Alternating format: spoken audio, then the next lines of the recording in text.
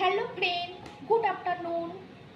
আজ প্রথমবার আমি আমার এই খাওয়াটা তোমাদের সামনে শেয়ার করছি। তো দেখো, আজকের রান্নাটা আমি বানাইনি, আমার মা বানিয়েছে। তো আমার মাকে অবশ্য আমি বলে গেছিলাম, আমি বাড়িতে ছিলাম না, আমার ব্যাংকে একটু কাজ ছিল। তো সেই কাজটা মেটাতে গেছিলাম। তো এসে প্রচণ্ড পরিমাণে খিদে পেয়ে গেছে।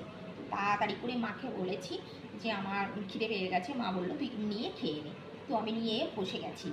তো দেখো, আজকে মা বানিয়েছে কি কি: শুক্তো, ডিমের অমলেট, ফুলকপি ভাজা, কুমড়ো ভাজা, বেগুন ভাজা। তো দেখো, আজকের লাঞ্চটা আমাদের দুপুরের লাঞ্চটা এইগুলোই।